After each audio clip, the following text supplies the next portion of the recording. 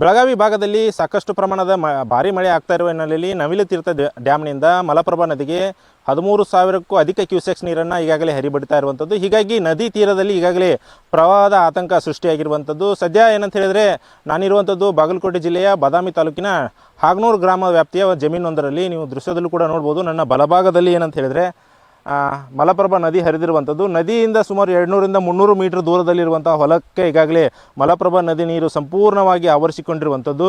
ಲಕ್ಷಾಂತರ ರೂಪಾಯಿ ಖರ್ಚು ಮಾಡಿ ಈಗಾಗಲೇ ಇಲ್ಲಿ ಈರುಳ್ಳಿ ಬೆಳೆಯನ್ನು ಬೆಳೆಯಲಾಗಿತ್ತು. ಆದರೆ ಈರುಳ್ಳಿ ಬೆಳೆ ಸಂಪೂರ್ಣವಾಗಿ ನೀರಿನಲ್ಲಿ ಮುಳುಗಡೆಯಾಗಿರುವಂಥದ್ದು. ನೀರಿನಲ್ಲಿ ಮುಳುಗಡೆ ಆದಂಥ ಈರುಳ್ಳಿ ಕಣ್ಣಿಗೂ ಕೂಡ ಸಹ ಕಾಣ್ತಾ ಇಲ್ಲ. ಹೀಗಾಗಿ ಈ ಈರುಳ್ಳಿಯನ್ನು ಬೆಳೆದಂಥ ರೈತರು ಏನಿದ್ದಾರೆ, ಆ ರೈತರು ಕೈಗೆ ಬಂದಷ್ಟಾದರೂ ಈರುಳ್ಳಿ ನಮ್ಮ ಕೈಗೆ ಸಿಗಲಿ ಎಂಬ ಕಾರಣಕ್ಕಾಗಿ ಈ ನದಿಯಲ್ಲಿ ಆವೃತವಾದಂಥ ಈರುಳ್ಳಿಯನ್ನು ಈಗಾಗಲೇ ಕಿತ್ತು ಅವನನ್ನು ಒಣಗಿದ ಪ್ರದೇಶದಲ್ಲಿ ಹಾಕೋದಕ್ಕೆ ಈಗಾಗಲೇ ಮುಂದಾಗ್ತಾ ಇರುವಂಥದ್ದು.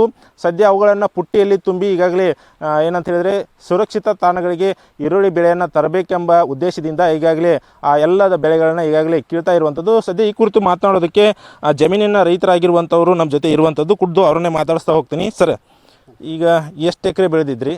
2 ಎಕರೆ ಉಳ್ಳಾಗಡ್ಡಿ ಬೆಳೆದಿದ್ವಿ ರೀ. ಅದಕ್ಕೆ 1 ಲಕ್ಷ ರೂಪಾಯಿ ಗೊಬ್ಬರ ಬೀಜ ಸಾಲ ಮಾಡಿ ತಂದು ಹಾಕಿದ್ವಿ ರೀ.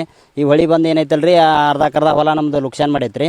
ಇದೇ ಥರ ಅಲ್ರಿ, ಧಾರಾಕಾರ ಮಳೆ ಸುರಿಯೋದ್ರಿಂದ ನಮ್ಮ ಊರಿನ ಅಂತ ಗ್ರಾಮದಾಗಿರುವಂಥ ಹೊಲಗಳೆಲ್ಲ ಪೀಕ್ಗಳು ಏನಾಗತ್ತವೆ, ನಾಶ ಆಗಿ ಹೊಂಟಾವ್ರಿ. ಅವು ಎಲ್ಲ ನಮಗೇನು ಕೈಗೆ ಹತ್ಲಂಗೆ ರೀ ಹೊಂಟು ಬಿಟ್ಟಾವ್ರಿ. ಆ ಕಾರಣ ನಮ್ಗೆ ಸರ್ಕಾರದಿಂದ ಒಂದು ಸ್ವಲ್ಪ ಏನಾರ ಪರಿಹಾರ ಧನ ಅಂತಂತಂದು ಆ ಗೊಬ್ಬರ ಬೀಜ ಸಾಲಾರ ಕೊಡೋಕ್ಕೋಸ್ಕರ ನಮ್ಮ ಸರ್ಕಾರದವರು ಒಂದು ಸ್ವಲ್ಪ ಪರಿಹಾರ ಧನ ಅಂತೇಳಿ ಸ್ವಲ್ಪ ಸಹಾಯ ಮಾಡ್ಬೇಕಂತಂದು ಅವ್ರ ಹತ್ರ ಕೈ ಮುಗಿದು ಕೇಳ್ಕೊತೀವಿ. ಅಲ್ಲ, ಈಗ ನೀರು ನಿಂತೈತಲ್ಲ, ಈಗೇನು ನೀರಿನಿಂದ ಸಂಪೂರ್ಣ ಲಾಸ್ ಆಗುತ್ತೆ? ಏನಾದ್ರು ಒಂದಿಷ್ಟು ಕೈಗೆ ಸಿಗತ್ತವೆ ಬೆಳೆ?